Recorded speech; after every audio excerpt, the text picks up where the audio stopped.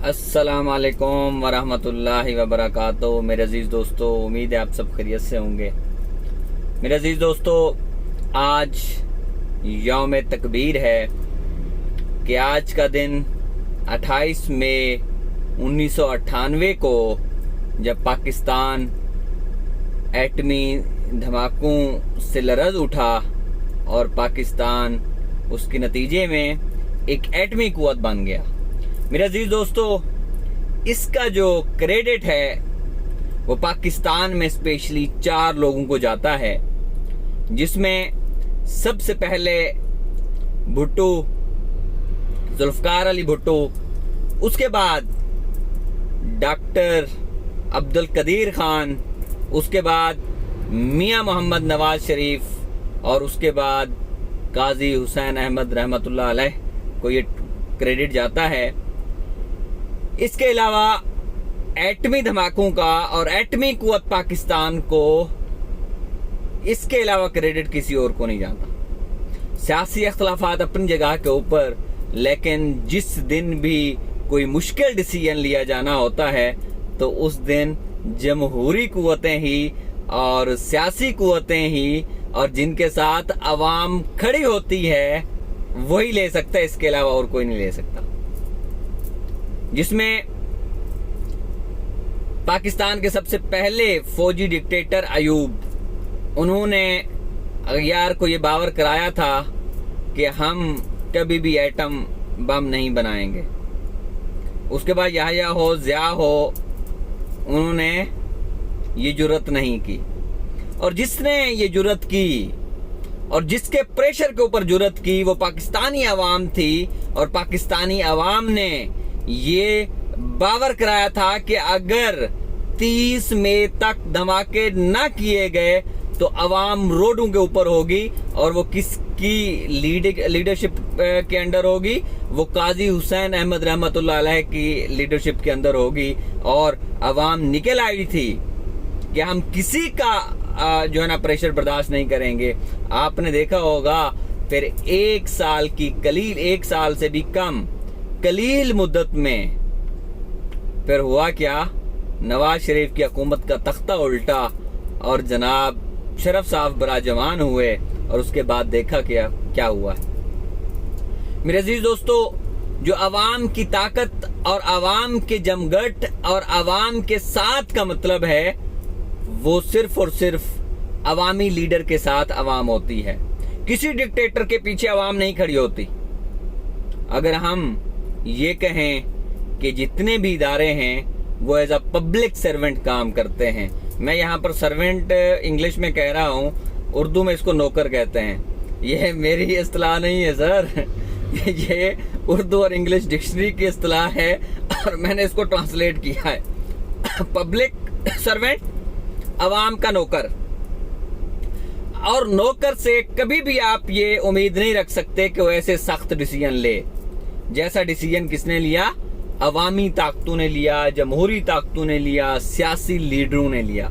सियासी leader risk लेता है क्योंकि उन्होंने वो कैद बंद की सऊबतें बर्दाश्त की हुई होती हैं, उन्होंने जेलें बर्दाश्त की हुई होती हैं, उन्होंने अवाम का गम गुस्सा बर्दाश्त किया हुआ होता है। लेकिन जो पब्लिक सर्वेंट होते हैं या जो अवाम के नौकर होते हैं, उन्होंने अपने सिर्फ डिपार्टमेंट का गुस्सा बर्दाश्त किया हुआ होता है और अपने ही चंद लोगों का गुस्सा बर्दाश्त किया हुआ होता है। इसके अलावा उन्होंने कुछ भी बर्दाश्त नहीं किया हुआ होता। मेरे अजीज दोस्तों, हमें इस वक्त कि जिस वक्त हमारी जमहूर को, हमारी अवाम को और हमारे मुल्क की डेमोक्रेसी को पेश खतरात हैं, उसका हमने मुकाबला करना है।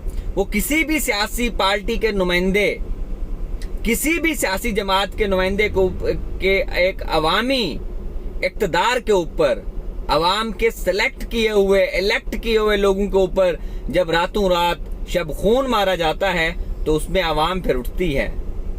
अवाम ने नारा भी लगाना है। फिर अवाम को आप जेलों में डालें, गरीबों को आप मार दें, तो उसका ये हल नहीं है।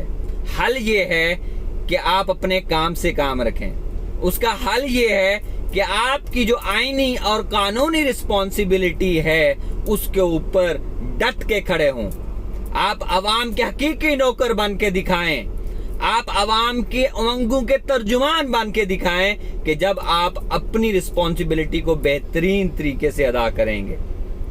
میرے عزیز دوستو، یہ بڑا مشکل کام ہے کہ جب کسی کے ہاں طاقت ہو، کس کے پاس اتھارٹی ہو، وہ خود کو خدا نہ سمجھے تو ظاہر ہے تو پھر انسان تو نہ ہوا نا۔ انسان تو وہی ہے کہ غرور، خطاؤں اور اکڑ اناؤں کا پتلا ہے۔ وہ تو بڑا مومن ہوا، بڑا بہادر ہوا کہ خود کو احتساب کے لیے پیش کرے۔ جب عوام کے احتساب کی باری آتی ہے تو سارے ادارے اکٹھے ہوتے ہیں کہ سیاست دانوں کو مارو، ان کو جیلوں میں ڈالو، ان کو بھگاؤ، ان کی پریس کانفرنسز کرو۔ لیکن جب اپنی باری آتی ہے تو کیا کہتے ہیں؟ ہمارے ادارے کیا ایک منظم ادارہ ہے اور ہمارے ادارے کا ایک اندرونی احتساب کا سسٹم ہے، اندرونی جو ہے نا اکاؤنٹیبلٹی کنسپٹ ہے، اس کو بھا لگے اس اکاؤنٹیبلٹی کنسپٹ کو عوام کے سامنے آ کے خود کو احتساب کے لیے پیش کرو، کیونکہ ٹیکس تو عوام دیتی ہے، وہ چاہے عدلیہ ہو، وہ چاہے بیوروکریٹس ہوں۔ اگر بیوروکریٹس کی آپ لوگوں نے تاریخ پڑھنی ہے، ہسٹری پڑھنی ہے، ایک بیوروکریٹس نے اپنی ایک کتاب لکھی جس کا نام شہاب نامہ ہے، اس کو آپ پڑھ لیں۔ اسی طریقے سے بہت سارے ادارے ہیں عدلیہ کے اندر جن اچھے ججز نے کتابیں لکھی ہوئی ہیں۔ اسی طرح ہمارا جو ڈیفنس کا ادارہ ہے اس کے مختلف جرنیلز نے کتابیں لکھی ہوئی ہیں، وہ ہم پڑھیں تو ہمیں اندازہ ہو جائے گا کہ زیادہ تر لوگ کیسے ہوتے ہیں اور کام کیسے ہوتے ہیں۔ یہ تو سب کے سامنے اب ہے ہی صحیح، لیکن الحمدللہ ثم الحمدللہ اللہ پاک کا جتنا شکر ادا کریں وہ کم ہے، کیونکہ پاکستان آج کے دن ایک ناقابل تسخیر قوت کے طور کے اوپر اس دنیا پہ ابھرا تھا۔ ہم اللہ پاک کا شکر بجا لاتے ہیں، لیکن ہمیں اپنی غلطیوں سے جب تک ہم نہیں سیکھیں گے، آئندہ کا عمل ہم اسی طریقے سے نہیں اپنائیں گے تو یقین مانیں کتنی ہی ایٹمی قوتیں ہوں، کتنا ہی ہم پاورفل کیوں نہ ہوں، جب آپ کی قوم میں، آپ کے اندر، آپ کے ملک میں سستا انصاف نہیں ہوگا تو آپ ایک غبارے کے اندر جیسے ہوا بھری ہوتی ہے نا، تو آپ کی حیثیت دنیا میں ایسے ہی ہوگی۔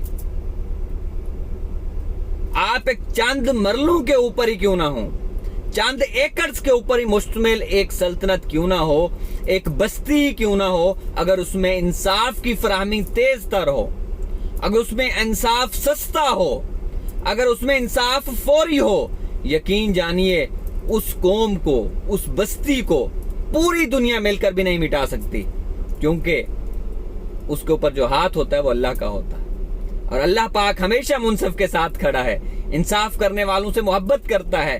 انصاف کرنے والے، عدل کرنے والے اللہ پاک کے محشر کے دن تخت کے نیچے ہوں گے، تخت کے سائے میں ہوں گے، لیکن بے انصافی کرنے والوں سے اللہ پاک سخت نفرت کرتا ہے۔ بے انصافی اور نا انصافی کا دورہ کرنے والوں سے سخت نفرت کرتا ہے، اور ان کا آخر میں ٹھکانہ ہوگا وہ جہنم ہوگا۔ میرے عزیز دوستو، ہمیں سوچنا چاہیے ہم خود اس وطن عزیز کے لیے کیا کر سکتے ہیں۔ اپنے لیے جانیں قربان کیجئے جیسا کہ ہمارے اجداد نے جانیں قربان کی تھی۔ انشاءاللہ یہ وطن نکھرے گا، انشاءاللہ نوجوان اٹھیں گے، انشاءاللہ ایک دن جس طرح ہم نے پاکستان کو ناقابل تسخیر پاکستان بنایا، انشاءاللہ یہاں پر انصاف بھی ہوگا، یہاں پر قانون بھی ہوگا،